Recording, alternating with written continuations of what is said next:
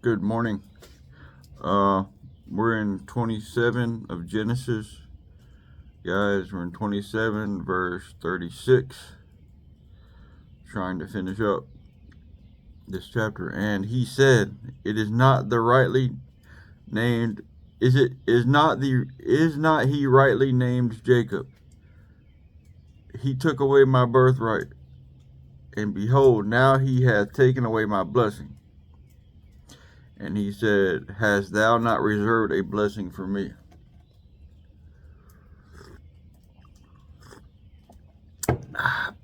That kind of sounds like Satan, envious. Don't know though. Let's see.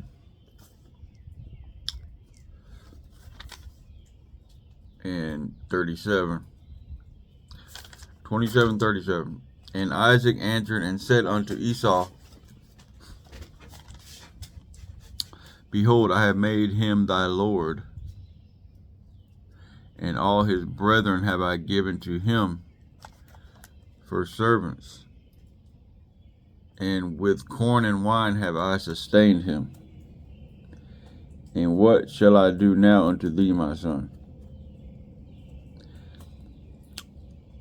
Now, guys, just a quick recap for just as an introduction to this video. We've done on Genesis 27. We got what happened so far was that Isaac was old and he could barely see, and he did not know when he was going to die. It was coming fast. He figured so he told Esau, go get venison, savory meat, go get a deer, prepare it like you do, because you know I love it. He said, and Esau went to the field to get the meal so that he would bless him. And he was going to bless him, and whatever all that means, Okay, so, but Jacob's mother had a scheme that they were going to steal the blessing. Not necessarily steal, but just maneuver, strategically get in there and get the blessing that was supposed to be for Esau. So, but this was already preached upon, not necessarily about the details, but that and it's an imagery of that. Well, anyway, they told it was a scheme to get Jacob disguised as Esau to fool his father into thinking it was Esau by bringing savory meats in, which is totally not his character. He doesn't go hunting, and he doesn't prepare meats. That's something Esau does. But nevertheless, they pulled a fast one and went in there and did that and put skins on him. So Esau was hairy and he was smooth, Jacob. So they pulled this scheme off where they're going to pull up and put fur on his arms and his neck and bring meats and all that. So they pulled a scheme and they got in there and passed several tests by the hair of their teeth, and they got the blessing that the Isaac didn't know. He didn't discern that it was Esau, but he was inquiring. So anyway, they get in there and get the blessing, and here we are. Okay. And that's an image of the Christ. I've already said that. Big time image of the Christ. So, and he had already sold his birthright, and that was really his, he sold his birthright and now his blessing. So this really looks like the devil, man, because the devil had sold his birthright, really, and he's reserved in chains. So we're using the word reserved over here too. We just saw that. So this looks like an image of the blessing. I mean, to me, this looks like a possible image of Satan taking away my blessing, because we snuck in. We snuck in the Christ. This is a wild card. This is a wild card situation with the Christ.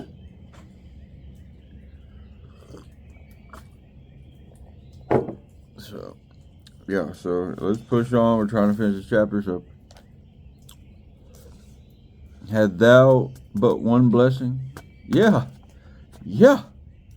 And Isaac answered and said unto Esau, Behold, I have made him thy lord, and all his brethren have I given to him for servants, and with corn and wine have I sustained him.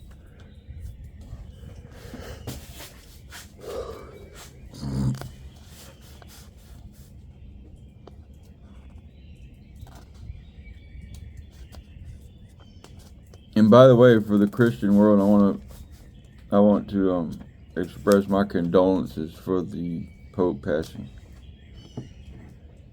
He's a very holy man, to my understanding.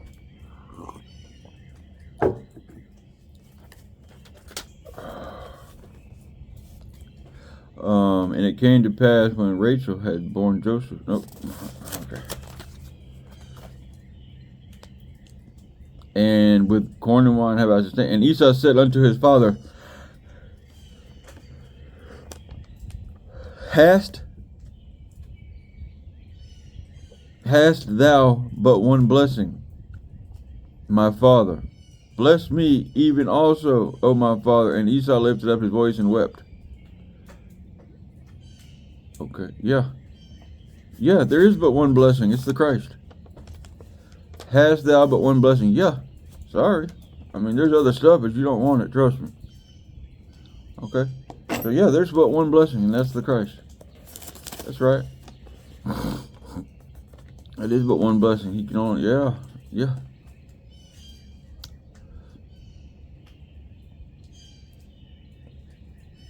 And Esau lifted up his voice and wept. And he said, Bless me too. And he wept audibly. Okay, and that's gonna be the people that aren't in the Christ. They're gonna say, Oh my God. He's gonna say, What?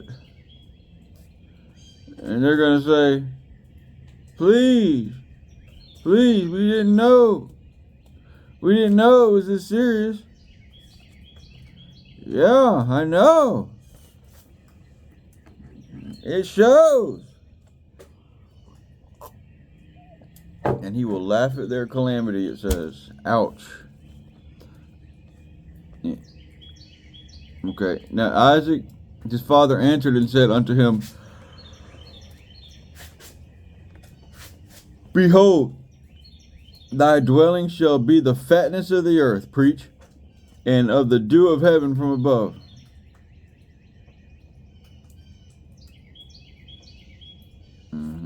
And by the sword shalt thou live, and shalt serve thy brother.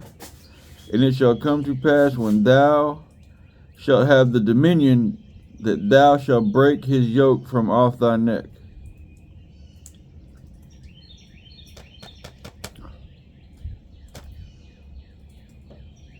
This is deep, man. I mean, and it shall come to pass when thou shalt have the dominion, that thou shalt break his yoke from off thy neck. Now, we might be changing scenes here. This could mean a lot. This could mean a lot, man. This could mean a lot. I'm not going to read into it, but there's a lot going on in that statement. Okay. And Esau hated Jacob because of the blessing wherewith his father blessed him. And Esau said in his heart, the days of mourning for my father are at hand. Then will I slay my brother Jacob. And these words of Esau, her elder son, were told to Rebekah, and she sent and called Jacob her younger son. Yeah, this definitely sounds like a Satan picture. He is hell-bent on destroying us. Hell-bent on destroying us. definitely sound like, yeah, he is just jealous that we just get all these chances.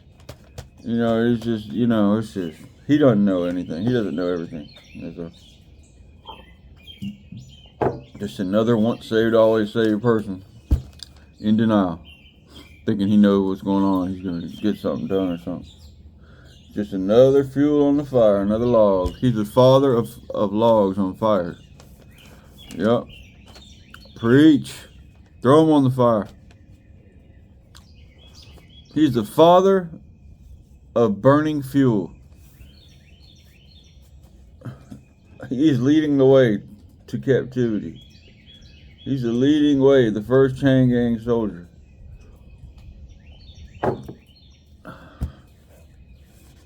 First convict. I'm guessing. I don't know. Alright, now. And by the word, sword. Okay. And Esau hated Jacob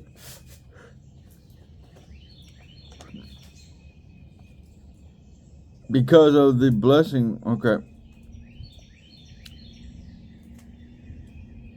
And these words of Esau, her elder son, were told to Rebekah, 42, y'all. And she sent and called Jacob, her younger son, and said unto him, Behold, thy brother Esau, as touching thee, doth comfort himself, purposing to kill thee. Now we got to slide up here. That's kind of, see what's going on with that. Genesis 27, 43. We're going to slide back to 42. Now Esau hated Jacob because of the blessing, we're at 41, which his father had blessed him. And Esau said to himself,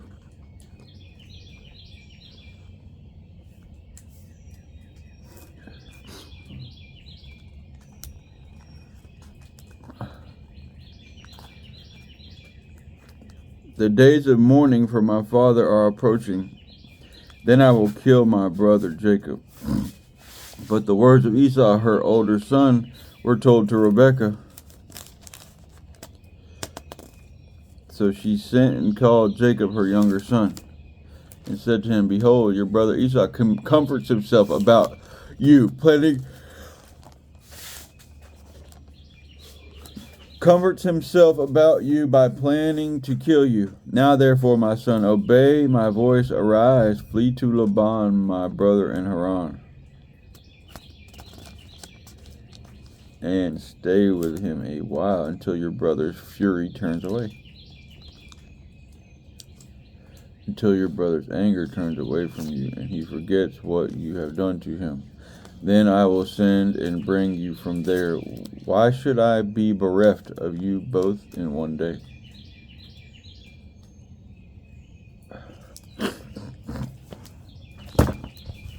Okay, so we're sliding up. Okay. Now therefore, my son, obey my voice, and arise, flee thou to Laban, my brother, to Haran, and tarry with him a few days until thy brother's fury turn away.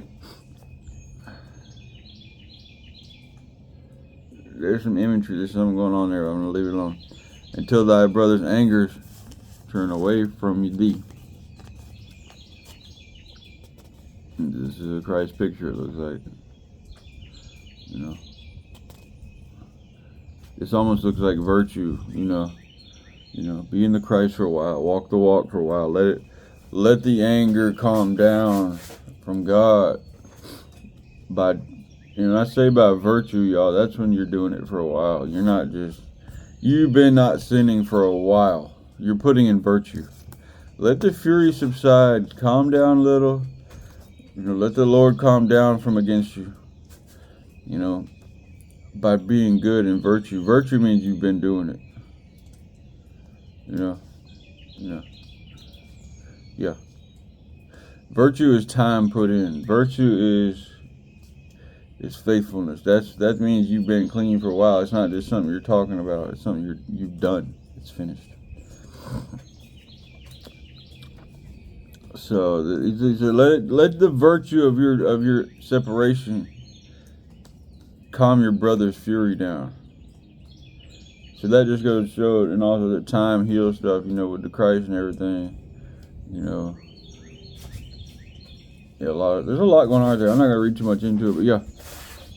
Now therefore, my son, obey my voice, and arise, until thy brother's anger turn away from thee, and he forget which thou hast done to him. Then I will send and fetch thee from thence. Why should I be deprived of also of? Why should I be deprived also of you both in one day? And Rebekah said to Isaac, I am weary of my life because of the daughters of Heth. If Jacob take a wife of the daughters of Heth, such as these, which are the daughters of the land, what good shall my life do to me? Okay, more imagery there. There's some imagery going. That's the end of our reading, but yeah, there's some imagery going on there with the daughters of Heth. She's basically saying, it's like an imagery like, okay, we don't just want anything. I don't like the women here. She's saying, I don't like the offspring that's going to come of you. She doesn't like the women there for her son to marry and have children. She wants her to go somewhere else. And to me, that's an imagery of selection and election. God doesn't just want anything. He wants us to be in the Christ. So, and strange teachings and all that stuff. We want selective stuff.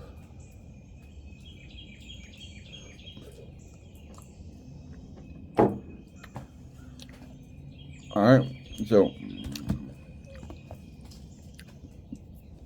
that's our reading, man. We covered a lot on it. A lot of stuff going on right there. So this is a good day for us to get to 1 Peter. We got a lot of time. But yeah, in that chapter, the stuff to take away is all the Christ picturing in there. He hides behind Esau, pretending to be Esau. We're imitating the Christ so that we look like the Christ. We're getting the blessing so that we're sustained with corn and wine. The many ways that his father discerned him. Those are all the different various types of the commandment from the Christ. It's not just once saved, always saved. You're going to have to pass many criteria to be accepted and pass and get the blessing. Okay, so that's preaching against once saved, always saved. It was his mother's idea. It was God's idea for the Christ. We just got to follow instructions. The design is already there. So, there's a lot in our favor with the Christ. Yeah, we don't deserve it. So we don't want to be recognized for who we are as the sinners.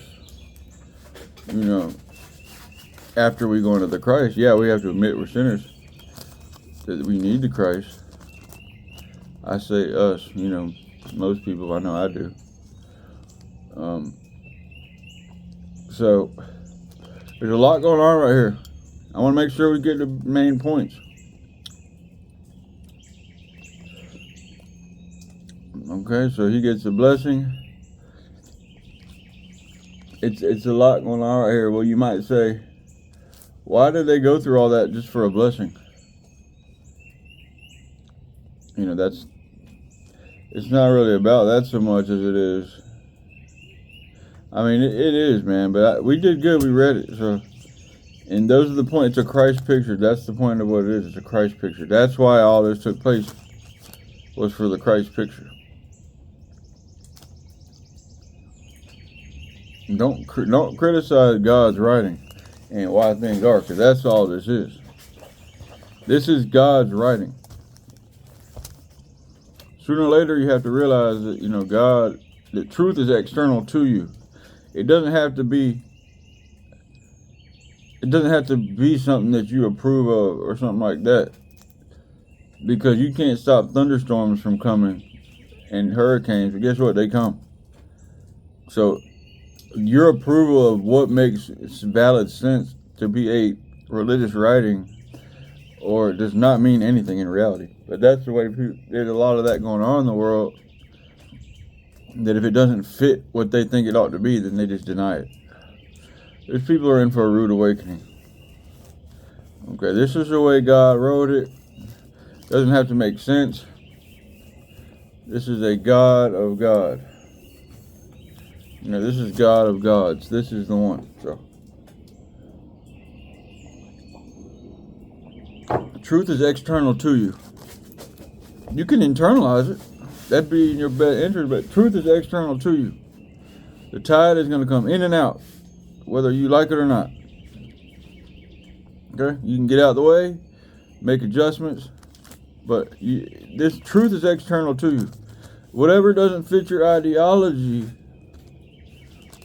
is just your error. You're not adjusting. Thinking that everybody can believe what they want to believe in. It's not that way. It's not that way at all. The sun is coming up and down regardless of whether you want it to or not, or think it's okay or convenient. And it's across the board with this truth thing.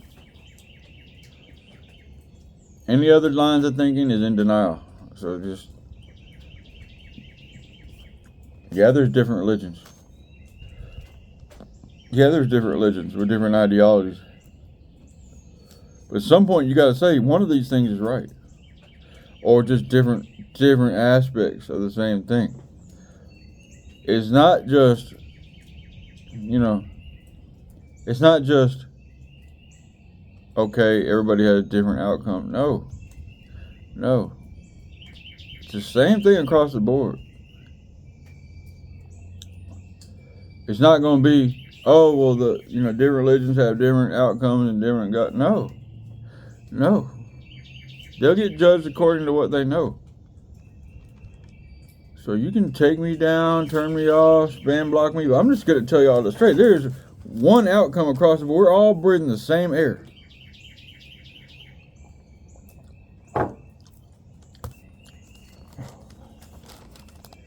We're all breathing the same air, y'all. Same planet spinning around. Floating through infinity. Okay? We're all in the same predicament. Okay?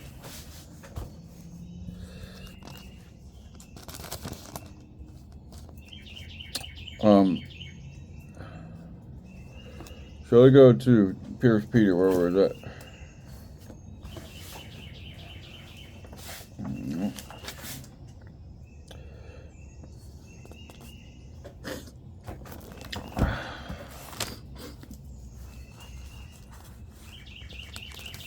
And that's what one of the points of that last chapter of 27 was that, he missed his birthright. He was in tears. It wasn't like when he got duped, somebody stole his birthright, or he sold it for a bowl of soup at first, and then he got his blessing took by maneuver. That when stuff happens, it happens, y'all. It's not like, oh, I wish it didn't happen. I'm gonna cry and all that. No, it really happened. Just like the Christ, it really happened. And when you get the judgment, you was really informed. You was really informed. The Bible was there. The Christ was there. You knew about it. You just decided it wasn't convenient for you. That you having your choices at that moment in your life, throughout your life, was more important than the bigger picture of how you were not supposed to be doing those things. You decided it wasn't convenient for you at the time, but guess what? You just have to bear out the consequences. And that goes for me and anybody.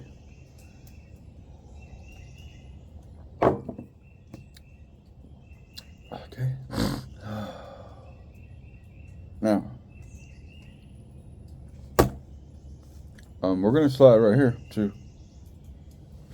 I mean, we're in 3. I'm trying to remember where we was at in 3. I know we're right here, but even if Sarah obeyed Abraham, okay, likewise,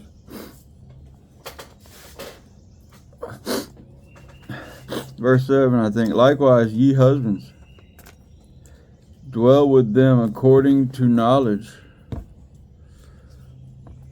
giving honor unto the wife as we unto the weaker vessel, and as being heirs together of the grace of life.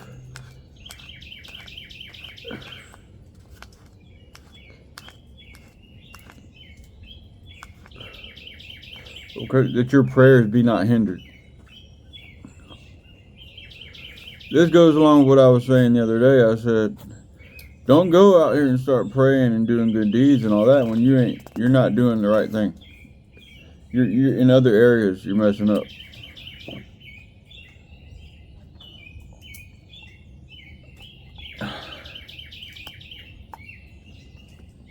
Okay?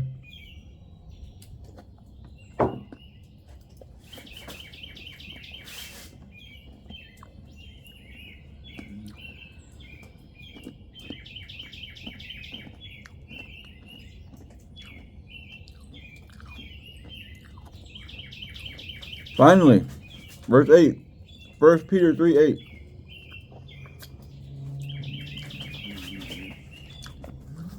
Finally, be ye all of one mind, having compassion one of another, loving as brethren, be pitiful, be courteous.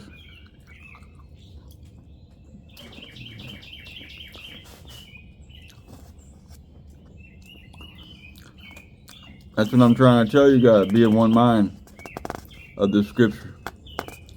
Don't be this guy over here is once saved, always saved. This guy over here is atheist. This guy over here is self-righteous. I'm trying to tell y'all this is what we're supposed to be doing. This is how we're supposed to look at things. That is the goal of the Bible. That's why it's published everywhere. That's the goal. It's not a coincidence that all would know. All will know. Everybody in the world has heard of Jesus Christ just about, and that's part of Revelation. You literally have to be an Indian or somebody offering a area where there's no technology or something like that. But I would venture to say that if a person is an adult, 18 years old, they've heard of the Lord Jesus Christ. I would bet you that just about everybody in the world, if not everybody that is 40 years old, has heard of the Lord Jesus Christ. Just saying. Unless they're in another country with another religion, maybe, where it's not so spoken of. Christ is everywhere, man.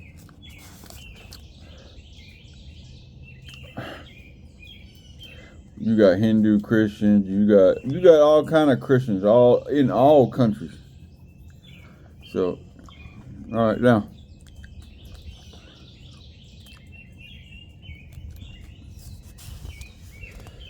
Not rendering evil for evil, or railing for railing, but contrariwise blessing, knowing that you are there, knowing that you should inherit a blessing. Okay. Let's check down here because we just read about that stuff. No coincidence. 3:9.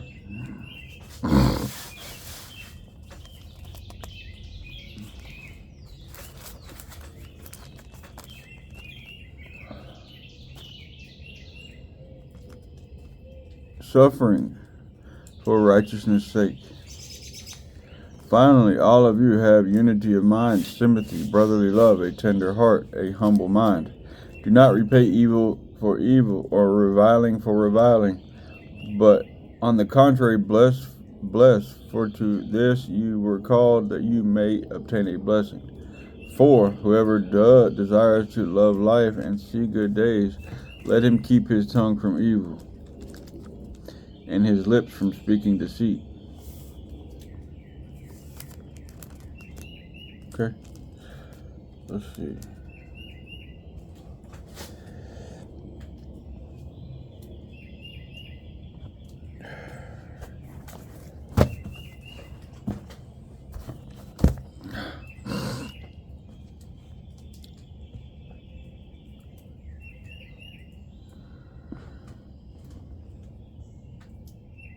Yeah.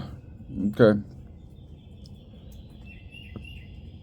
So basically, he's saying, let stuff go. Don't, if somebody cusses you out, don't flip out on them. Let them have it. I mean, no, you guys need to be innocent, man. Don't give somebody a reason. But if you're guilty, just avoid all of this stuff, man. It's just worldly stuff. It's just worldly stuff. We're supposed to be above all that. We're supposed to be above all that. For one, don't give somebody a reason to cuss you out. Number two, it's not in a Christ character to come out of character like that. I was posting a post on Facebook, and somebody said it was about the Spirit coming in and having a new creation. And somebody got on there and said, you hate hermaphrodites and everybody gay. I said, I didn't say anything, because that's what God's telling us right here. I want to say, but you just can't debate somebody like that that's just hell-bent on whatever. I mean, what did I say? All I said was that the Spirit's coming in and have a new creation. Somewhere along the lines, gay was brought into the picture.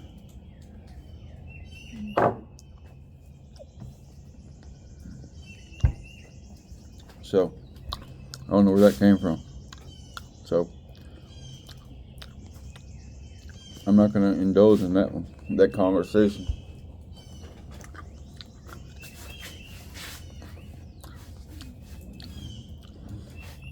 Apparently they misunderstood me just because I said man. That brought, I said man. That comes into Spirit, comes into man.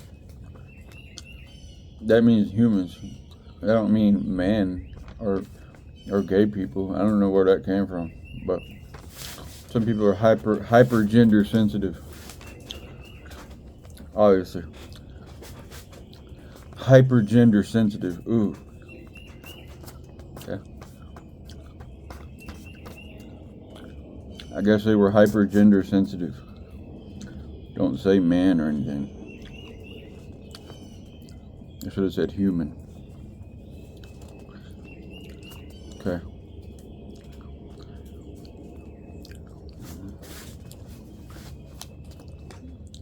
Next time I'll say it. The Spirit came into it.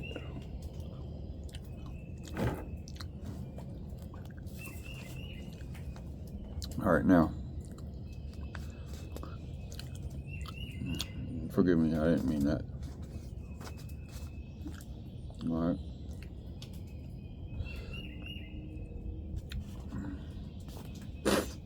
Alright, now.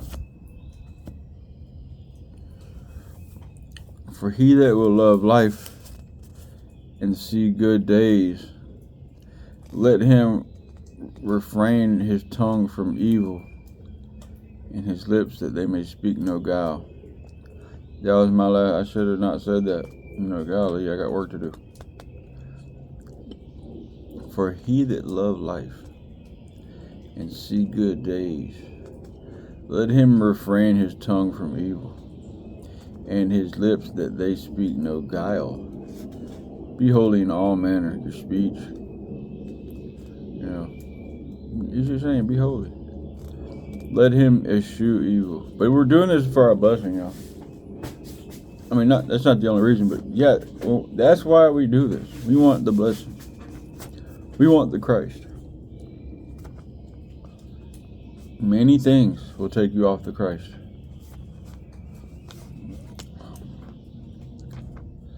Okay. Let him eschew evil and do good. Let him seek peace and ensue it. For the eyes of the Lord are over the righteous, and his ears are open unto their prayers. But the face of the Lord is against them that do evil.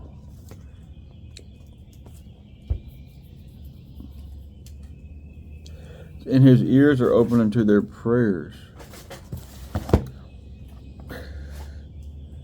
I'm pretty sure this is a psalm right here. Yep, this is from Psalms 34. Anytime, yeah, you can recognize it. We're in First Peter, but they're quoting Psalms. Preach.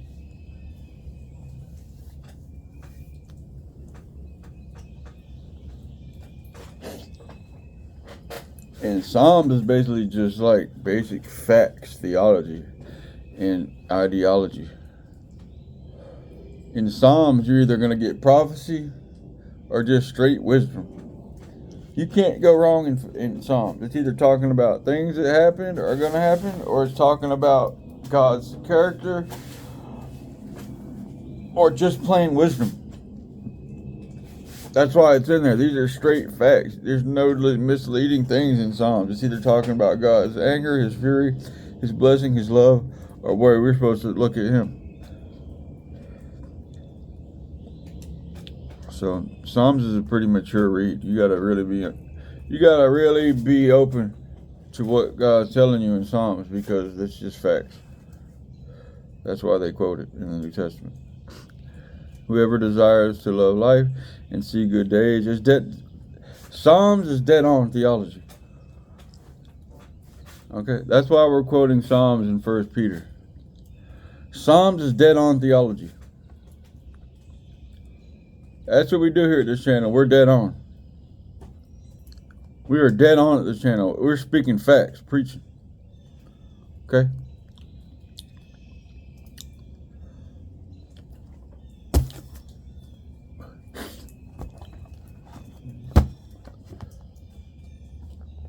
Psalms is dead on theology. You cannot find a lie in Psalms. Psalms and Proverbs probably some of your safest reading. Just saying. If you just want to have insight into God and all that, I recommend you read a Psalm and a Proverb a day. But let me push on. The only reason I'm not doing it lately is because I'm doing this every day. But, prior to me doing this study, I was reading a Psalm and a Proverb a day. And it was very, very intense. Very good. So, I'd like to get back there. I'm just totally loaded down with this First Peter thing. With this Genesis study. It's been good. So, we haven't missed a beat. All right, now.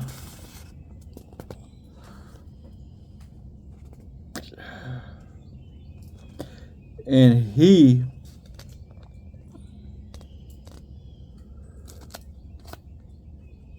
but the face of the Lord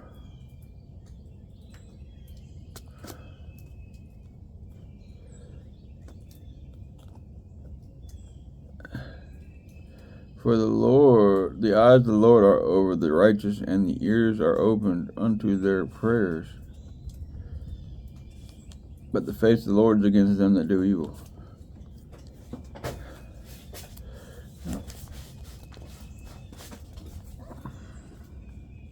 And who is he that will harm you if ye be followers of that which is good? Check 3:13. Now who is there to harm you if you are zealous for what is good? But even if you should suffer for righteousness' sake, you will be blessed.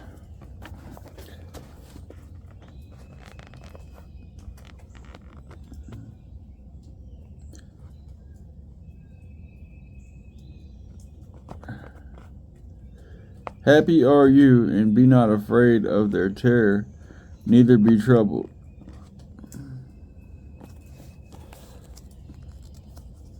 Yeah. That is a deeper understanding about the suffering for righteousness' sake. Paul understood it. He was in prison, having a terrible time, hungry, starving, thirsty. All these terrible discomforts he was going through. He counted it as joy, and that's a deeper understanding. Okay.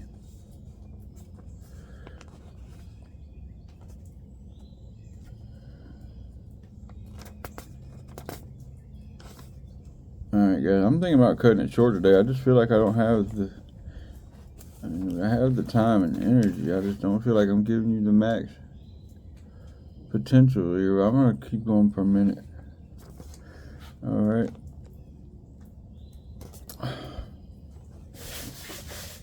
We don't just read the Bible here, man. We're really trying to break it down and give you the max meaning and how we can apply that in a manner that's most fitting and maximized.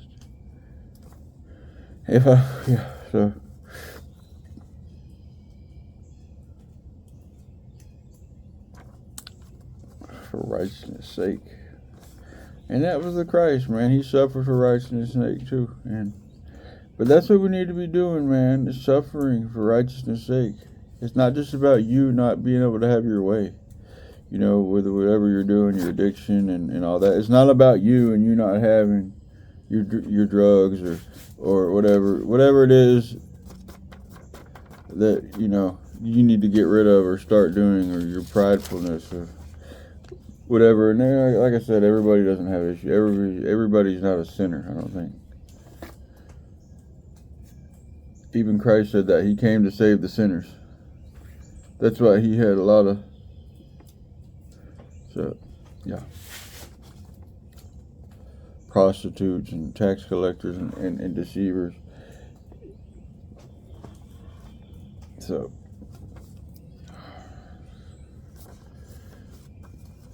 those were the people he was hanging out with, I think. So, yeah.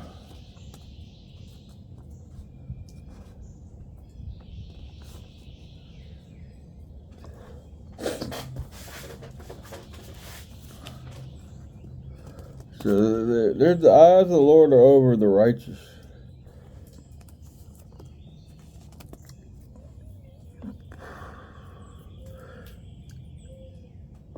So he's saying eschew evil. Let's check 11 down here. 3:11. Let him turn away from evil and do good. There it is, y'all. I knew I was missing something. He's saying right there, y'all, and I just don't want to miss anything. And it's Psalms in the New Testament, New Peter. Let him turn away from evil. God, he's saying drop the big ones. Turn away. Turn away from evil, self-seeking. And let him seek peace and pursue it. For the eyes of the Lord are on the righteous. Yes, yes. And his ears are open to their prayer. There it was. I said that the other day about the prayer and dropping the big ones and all that. Your prayers aren't really doing anything if you don't have your rest of your stuff right.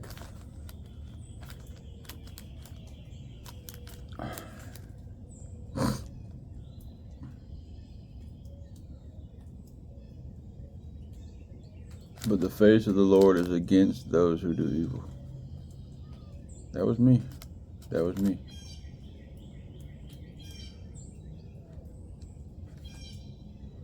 Okay, guys, so we're gonna stop right here. We're in 1 Peter chapter 3. It's gonna be a shorter day. I'm trying to shorten the videos down anyway, but we could keep going. But I just want to make sure we get all the stuff out of here. I don't want to just read and rush to the end of the chapter, and just to say we finished the chapter, we're doing good. So we were in Genesis 27, we finished that. Okay, so we've done 27 chapters in Genesis.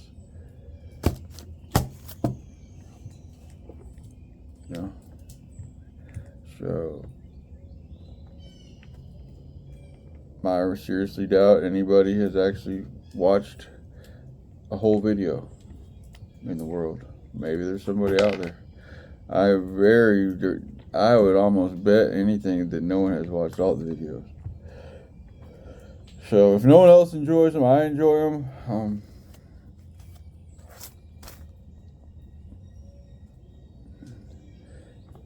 I can honestly say that I read the Bible several times, but this is the time I'm reading it the most thoroughly. and really trying to put everything together. So this has been a great thing for me. Hopefully one day these videos will have a larger impact, and somebody can get something out of it. I know I am. So guys, we're in Genesis 28 tomorrow. And I think on Sunday, like I said, I'm going to do New Testament only. But this is just our daily Bible study / podcast. Okay, we're on YouTube at Preach Facts. 2 words. You can reach out at the Gmail at preachfacts7@gmail.com. preachfacts7@gmail.com. All right, guys, have a good day.